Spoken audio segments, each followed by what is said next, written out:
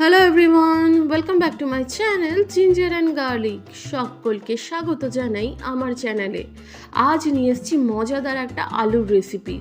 আলুর চিপস, আলুর পকোড়া, আলুর বিভিন্ন ধরনের রেসিপি যারা খেতে ভালোবাসো তাদের জন্য কিন্তু এই রেসিপিটা একদমই স্বর্গ। সন্ধ্যের নাস্তায় এটা কিন্তু একদম জমে যাবে। তো চলো বন্ধুরা, আজকে আমি এই আলুর ওয়েজেসের রেসিপিটাই শেয়ার করব। তো তার জন্য আমি একটা বড় সাইজের একটা আলু নিয়েছি, আর এই আলুটাকে আমি ধার করে কেটে নেব। ধার মানে একটু কোনা কোনা করে আলুগুলোকে কেটে নেব। তো একটু কাটাটা একটু লক্ষ্য করো বন্ধুরা, যদি লক্ষ্য করো তাহলে বুঝতে পারবে যে আমি কিভাবে এটাকে কেটেছি।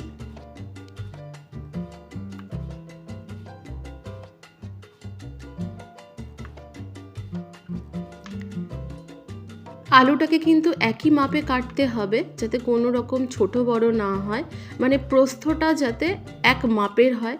তাহলে যখন আমি এটাকে সেদ্ধ করব তখন সেদ্ধটা ইকুয়ালি হবে, আর যখন ভাজবো তখন ভাজাটাও কিন্তু সমানভাবে হবে। আর এই দিকে দেখো, একটা বাটির মধ্যে জল আর বরফ দিয়ে রেখেছি। এখন এই বরফ জলের মধ্যে আমি আলুগুলোকে ভিজিয়ে রাখবো। এটা 10 থেকে 15 মিনিটের মতো ভিজিয়ে রাখতে হবে, তাহলে আলুর যে স্টার্চ আছে সেটা নিচে পড়ে যাবে। এখন একটা ব্যাটার দরকার। সেই ব্যাটারের জন্য আমি 2 চামচের মতো কর্নফ্লাওয়ার নিয়ে নিলাম, 2 চামচ ময়দা নিয়ে নিলাম, 1 চামচ নিয়ে নিলাম হচ্ছে চিলি ফ্লেক্স, 1 চামচ নিয়ে নিলাম হচ্ছে গোলমরিচ, 1 চামচ নিয়ে নিলাম সিজনিং পাউডার, আর এটা নিয়ে নিলাম হচ্ছে নুন। তো সিজনিং পাউডারের বদলে তোমরা কিন্তু অরিগানোও নিতে পারো। এবার একটু জল দিয়ে ভালো করে এটাকে গুলিয়ে নেব। একটু পাতলা টাইপের কিন্তু আমি এটাকে করেছি, কারণ ওয়েজেসের যে কোটিংটা হয় সেটা কিন্তু পাতলা হয়। এবার চলো বন্ধুরা, আলুটাকে সেদ্ধ করে নিই। ফুটন্ত জলের মধ্যে নুন দিয়ে দিয়েছি, এর মধ্যে দিয়ে দিলাম আলুগুলোকে। এবার একটু ঢেকে দিলাম। আলুটাকে কিন্তু খুব একটা সেদ্ধ করব না, জাস্ট একটু ট্রান্সপারেন্ট হবে যখন কালারটা, তখনই কিন্তু আমি আলুগুলোকে একদম নামিয়ে নেব। কোনো রকমের একটুও বেশি সেদ্ধ কিন্তু করা যাবে না। এবার দেখো, একটা প্লেটের মধ্যে আমি টিস্যু পেপার বিছিয়ে নিয়েছি, আর আলুগুলোকে তার মধ্যে একে একে তুলে তুলে দিচ্ছি, যাতে এক্সেস জলটা টিস্যু পেপারটা টেনে নিতে পারে।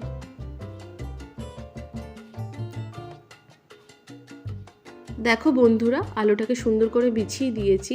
এবার আরেকটা টিস্যু পেপার দিয়ে ওপর থেকে সমস্ত জলগুলোকে আমি মুছে নিলাম।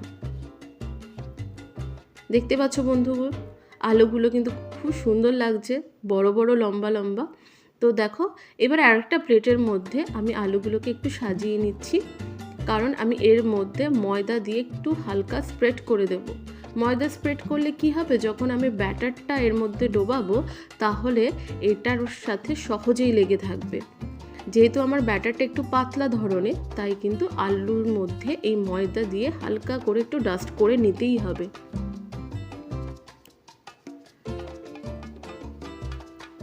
এই যে ভালো করে আলুর মধ্যে ময়দাটা মাখা হয়ে গেছে, এবার একটু রেখে দিলাম। আর এই যে দেখো বন্ধুরা, এই হচ্ছে কোটিংয়ের জন্য যে ব্যাটারটা তৈরি করেছিলাম।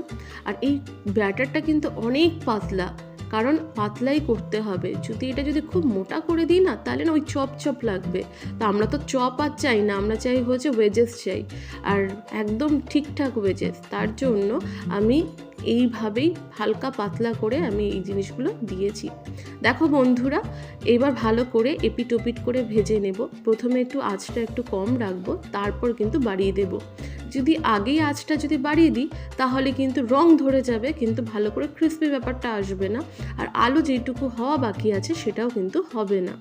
তো দেখো বন্ধুরা, একটু ধৈর্য সহকারে আমি কিন্তু আলুটাকে ভেজে নিচ্ছি। বাড়িতে বিকেলে সন্ধ্যায় অতিথি আসলে বা বাচ্চাদের জন্য বিশেষ করে এই খাবারটা কিন্তু খুবই ভালো। বাইরের চিপস, বিভিন্ন ধরনের ফাস্ট ফুডের থেকে যদি বাড়িতে বানিয়ে দেওয়া যায় তাহলে কিন্তু এটা বেশি উপকারী। আর উপকার কি অপকার সেটা বলবো না, কারণ আলু কখনো উপকারী হতে পারে না আমার মতে। তো বাড়িতে যদি বানিয়ে দেওয়া যায় তাহলে কিন্তু সব থেকে বেশি ভালো। এই যে আমি একে একে এখন কিন্তু আলু ওয়েজেসগুলোকে তুলে নিচ্ছি। দেখতে পাচ্ছ বন্ধুরা, দেখতে কতটা সুন্দর হয়েছে আর খেতে কিন্তু সত্যি খুবই ভালো হয়েছে। আমি নিজেই বলছি, যদি তোমরা একবার করে দেখো তাহলে কিন্তু আমাকে কমেন্টের মাধ্যমে জানিয়ে দিও যে কেমন হয়েছে। তো বন্ধুরা, এখন আমি এটাকে সাজিয়ে নিচ্ছি। আমি মেয়োনিজ দিয়ে এটাকে সাজাবো। আর দেখো, দেখতে কিন্তু খুবই সুন্দর, খেতেও কিন্তু দুর্দান্ত। তাহলে বন্ধুরা, কেমন লাগলো এই রেসিপিটা? যদি ভালো লেগে থাকে তাহলে বলো প্লিজ একটা লাইক, একটা কমেন্ট, একটা শেয়ার, একটা সাবস্ক্রাইব করে দিতে। আর এই দেখো বন্ধুরা, আমি সামান্য একটুখানি চাট মশলা দিয়ে দিয়েছি।